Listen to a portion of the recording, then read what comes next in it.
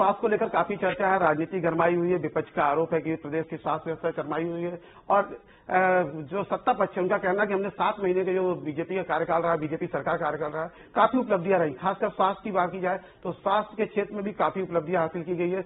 इस सभी मुद्दों पर हमारे साथ बात करने के लिए मौजूद हैं स्वास्थ्य मंत्री श्याम बिहारी जायसवाल जी। आपका ईटी भारत में बहुत बहुत स्वागत है। जी जी, धन्यवाद। आपसे सबसे पहले जानना चाहेंगे, जो बीजेपी सरकार के 7 महीने का कार्यकाल था उससे स्वास्थ्य विभाग से संबंधित अगर बात की जाए तो क्या उपलब्धियां रही?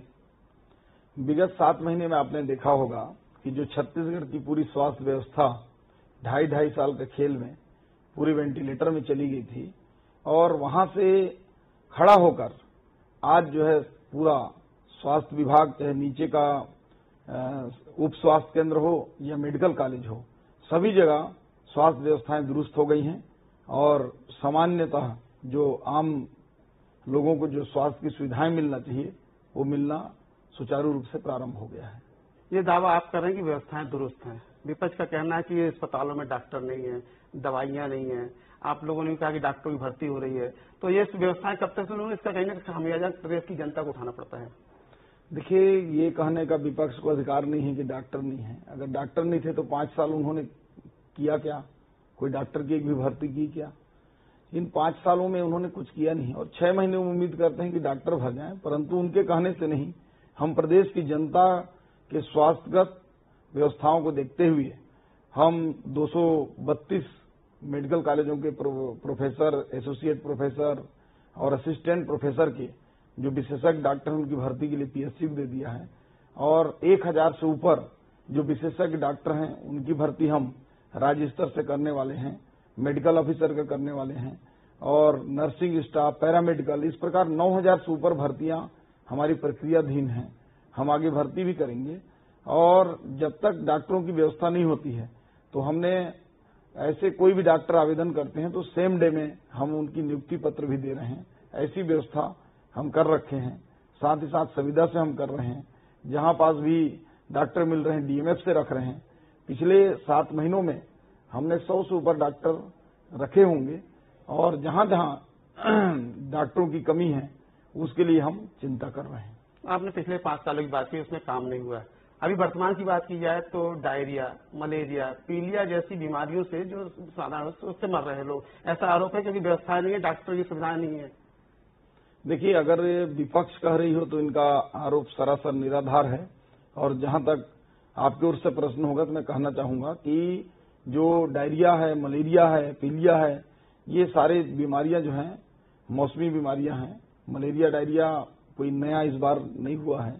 हम पिछले सरकारों से कोई कंपेयर भी नहीं करना चाहते, लेकिन ये बताना आवश्यक है कि पिछले समय में जो मलेरिया और डायरिया का जो मरीजों का आंकड़ा है उससे हमारा बहुत ज्यादा कम संख्या में है।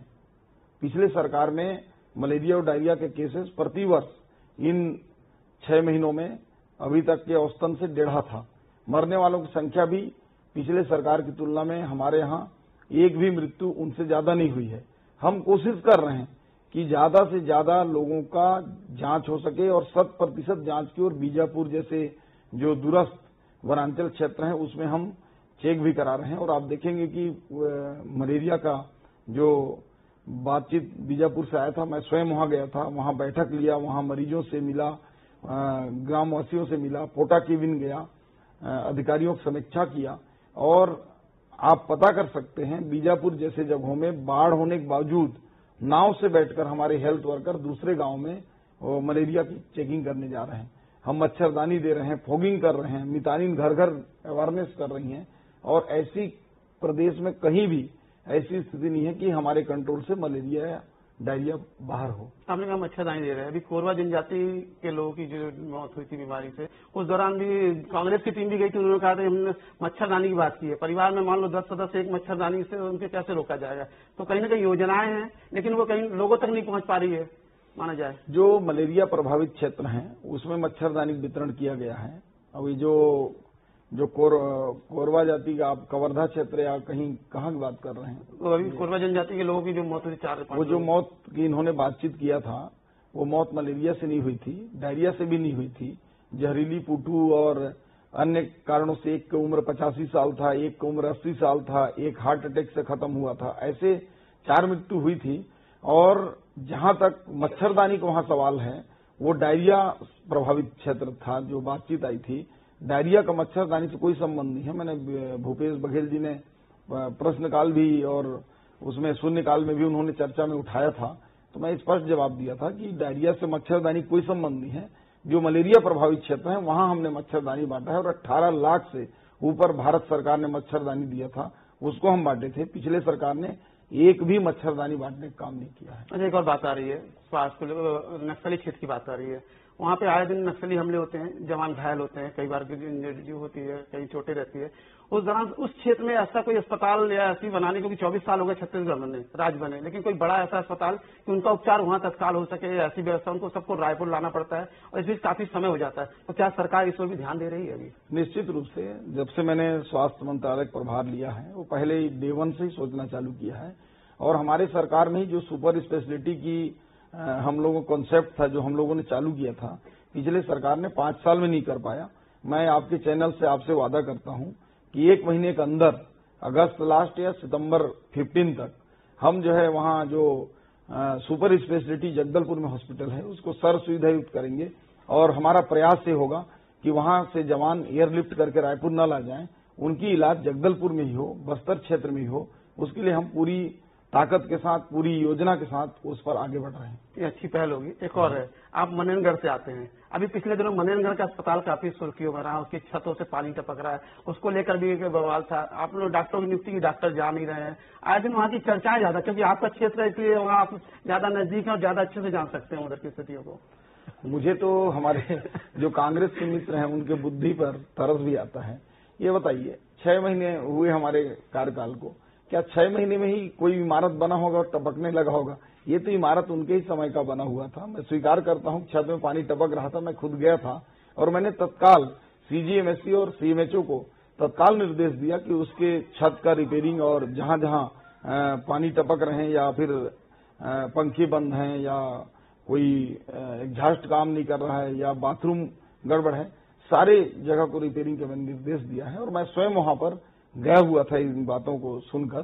तो ये कांग्रेस का कहना एक हास्यास्पद है कि छत से पानी टपक रहा है, क्योंकि उनके ही बनाए हुए के समय के सारे स्ट्रक्चर हैं, क्योंकि 6 महीने में कोई स्ट्रक्चर बन नहीं सकता है। मनने की एक बात और है, कैंसर हॉस्पिटल को लेकर उधर 4-5 बार घोषणाएं हो चुकी, जमीन देखने का काम हुआ। पिछली चाहे रमन सरकार हो, भूपेश सरकार हो, अभी शायद सरकार आ गई, तीनों सरकार में उधर बन नहीं पाते, घोषणाएं हो रही हैं। उसको लेकर आरोप नहीं है किसी का, जनता की मांग है। इससे मैं ये मांग मेरा भी आम जनता के हिसाब से है, क्योंकि सरगुजा क्षेत्र में कैंसर के बहुत केस आ रहे हैं और हमारी सरकार थी उस समय, तो भारत सरकार के माध्यम से cancer research and tertiary centre मनेनगढ़ में स्वीकृत भी हुआ था। लेकिन पिछले सरकार ने 5 साल में उसको लैप्स कर दिया, कोई इंटरेस्ट नहीं दिखाई। हमारे आने वाले समय में मनेनगढ़ में cancer research and tertiary centre जो था, एक कैंसर हॉस्पिटल के रूप में भविष्य में उसको हम लोग बनाएंगे, हमारे कार्य योजना में है। एक आपके सामने बड़ी चुनौती आयुष्मान कार्ड का इम्प्लीमेंट करना, सही तरीके से संचालित करना। प्राइवेट अस्पतालों में इलाज नहीं होता है या फिर उन्हें परेशान होना पड़ता है, तो ऐसी कोई व्यवस्था कि आयुष्मान कार्ड के जरिए लोगों को सही तरीके से इलाज हो सके, उसके लिए कुछ ऐसा दिशा निर्देश या फिर योजना लाने वाले हैं क्या? निश्चित रूप से इस पर हमारा लगभग पूरा खाका बनकर तैयार है। हम एक ऐसी योजना ला रहे हैं जिससे हॉस्पिटलों में जो आए दिन मरीजों की शिकायत होती है, इलाज नहीं हो रहा है, पैसा अलग से ले रहे हैं, कई बार ऐसे जांच में आता है कि हॉस्पिटलों में बोगस बिलिंग किया जा रहा है, ये सारे चीज का समस्या का हल करने के लिए हमने इन 6 महीनों में पूरी योजना तैयार किया है। हम इंश्योरेंस मॉडल की ओर बढ़ रहे हैं और कोई भी मरीज यदि भर्ती होता है तो 100% उसको आयुष्मान से इलाज उनको हॉस्पिटल को देना ही होगा। यदि नहीं देंगे तो उस पर हम कार्रवाई भी करेंगे। जो हॉस्पिटल्स अलग से पैसा लेंगे उन पर भी एक्शन लेंगे और 100% आयुष्मान का उपयोग और उसका लाभ आम जनता को मिले, किसी प्रकार का लीकेज न रह जाए, इसके लिए हम अपने जो आयुष्मान सिस्टम है उसमें हम उसके इंश्योरेंस मॉडल की ओर बढ़ रहे हैं। डॉक्टर की कमी कब तक पूरी कर लेंगे आप? क्योंकि जो डॉक्टर की नियुक्ति की जाती है लेकिन ज्वाइन नहीं करते, ऐसी भी कई बार भर्तियां निकाली गई हैं। देखिए, छत्तीसगढ़ में विशेषज्ञ डॉक्टरों, विशेष रूप से जो मेडिकल ऑफिसर है, उसकी तो हम पूर्ति साल भर के अंदर कर लेंगे पूरा। 100% नहीं तो 95%, 98% लक्ष्य तक पहुंचेंगे। लेकिन जो स्पेशलिस्ट डॉक्टर हैं वो प्रदेश में कम हैं, उसके लिए हम बस्तर और सरगुजा अंचल जैसे क्षेत्र में उनके लिए कुछ आकर्षक पैकेज ला रहे हैं। जल्द ही हमारी वो तैयारी हो गई है। इसके बाद वहां विशेषज्ञ डॉक्टर भी आएंगे, ऐसा हम उम्मीद कर रहे हैं। और आप सबसे भी अपील है कि कहीं भी विशेषज्ञ डॉक्टर मिलते हैं हमें बताइए, हम सेम डे में उनकी नियुक्ति करेंगे। तो जैसे श्याम बिहारी जायसवाल जी स्वास्थ्य मंत्री, जिन्होंने कहा है कि जो व्यवस्थाएं स्वास्थ्य उसको दुरुस्त की जाएगी। आरोप कांग्रेस लगाती है, उनका आरोप लगाना काम है। बात की जाए जगदलपुर में इन्होंने बड़ी घोषणा की है कि अब जवानों को उपचार के लिए रायपुर नहीं लाना पड़ेगा। हो सकता है अगस्त तक बस्तर में एक ऐसा अस्पताल खुल जाएगा तो उनका उपचार वहीं हो सकेगा, जिससे समय की भी बचत होगी। कहीं न कहीं जवानों के साथ जो समय उपचार में देरी होता था उसको भी दूर किया जाएगा और उन्हें लाभ मिलेगा, ऐसी इन्होंने घोषणा की है। ये घोषणाएं कब तक पूरी होंगी या वहां तक घोषणाएं रह जाएगी, या तो आने वाले समय में स्पष्ट होगा। आप कई टीवी भारत से बात करने बहुत बहुत धन्यवाद जी, नमस्कार, धन्यवाद। आगे हम और किसी के साथ बात करेंगे, खास बात करेंगे। तब तक के लिए इजाजत। कैमरा मित्र साहू के साथ प्रवीण कुमार सिंह, ईटीवी भारत, रायपुर।